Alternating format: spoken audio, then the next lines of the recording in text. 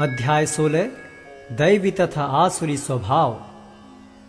भगवान ने कहा, हे भरत पुत्र, निर्भयता, आत्मशुद्धि, आध्यात्मिक ज्ञान का अनुशीलन, दान, आत्मसंयम, यज्ञ परायणता, वेदाध्ययन, तपस्या, सरलता, अहिंसा, सत्यता, क्रोध विहीनता, त्याग, शांति, छिद्रान्वेषण में अरुचि, समस्त जीवों पर करुणा, लोभ विहीनता, भद्रता, लज्जा, संकल्प, तेज, क्षमा, धैर्य, पवित्रता, ईर्ष्या तथा सम्मान की अभिलाषा से मुक्ति, ये सारे दिव्य गुण हैं जो दैवी प्रकृति से संपन्न देवतुल्य पुरुषों में पाए जाते हैं।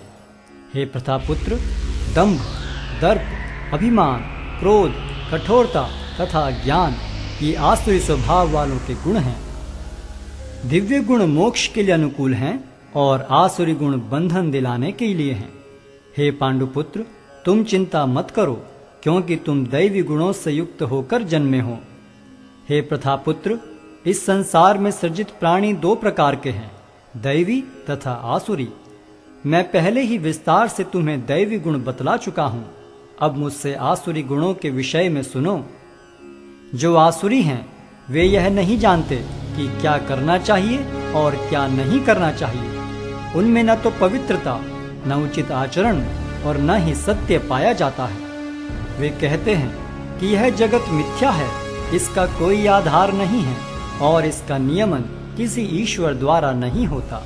उनका कहना है कि यह कामेच्छा से उत्पन्न होता है और काम के अतिरिक्त कोई अन्य कारण नहीं है। ऐसे निष्कर्षों का अनुगमन करते हुए आसुरी लोग, जिन्होंने आत्मज्ञान खो दिया है और जो बुद्धिहीन हैं, ऐसे अनुपयोगी एवं भयावह कार्यों में प्रवृत्त होते हैं जो संसार का विनाश करने के लिए होता है।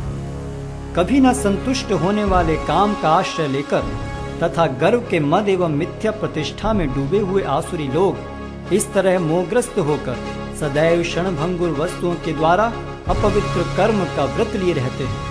उनका विश्वास है कि इंद्रियों की तुष्टि ही मानव सभ्यता की मूल आवश्यकता है। इस प्रकार मरण काल तक उनको अपार चिंता होती रहती है। वे लाखों इच्छाओं के जाल में बंधकर तथा काम और क्रोध में लीन होकर इंद्रिय तृप्ति के लिए अवैध ढंग से धन संग्रह करते हैं।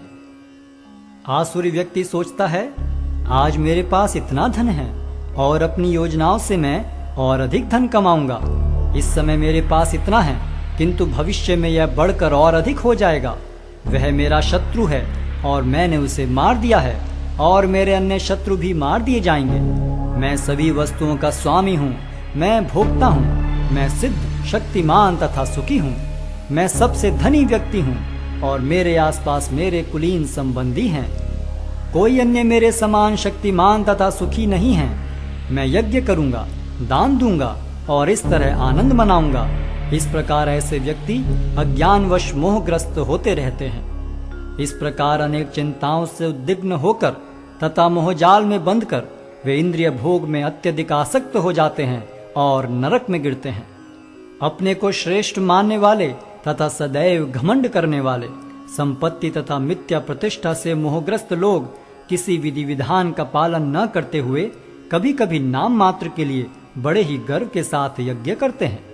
मिथ्या अहंकार, बल, दर्प, काम तथा क्रोध से मोहित होकर आसुरी व्यक्ति अपने शरीर में तथा अन्यों के शरीर में स्थित भगवान से ईर्ष्या और वास्तविक धर्म की निंदा करने लगते हैं। जो लोग ईर्ष्यालु तथा क्रूर हैं और नराधम हैं, उन्हें मैं निरंतर विभिन्न आसुरी योनियों में भव सागर में डालता रहता हूँ।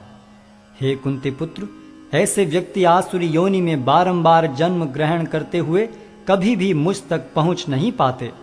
वे धीरे धीरे अत्यंत अधम गति को प्राप्त होते हैं। इस नरक के 3 द्वार हैं, काम, क्रोध तथा लोभ। प्रत्येक बुद्धिमान व्यक्ति को चाहिए कि इन्हें त्याग दे, क्योंकि इनसे आत्मा का पतन होता है। हे कुंती पुत्र, जो व्यक्ति इन तीनों नरक द्वारों से बच पाता है, वह आत्म साक्षात्कार के लिए कल्याणकारी कार्य करता है और इस प्रकार क्रमशः परम गति को प्राप्त होता है। जो शास्त्रों के आदेशों की अवहेलना करता है और मनमाने ढंग से कार्य करता है, उसे न तो सिद्धि, न सुख, न ही परम गति की प्राप्ति हो पाती है। अतएव मनुष्य को यह जानना चाहिए कि शास्त्रों के विधान के अनुसार क्या कर्तव्य है और क्या अकर्तव्य है। उसे ऐसे विधि विधानों को जानकर कर्म करना चाहिए जिससे वह क्रमशः ऊपर उठ सके।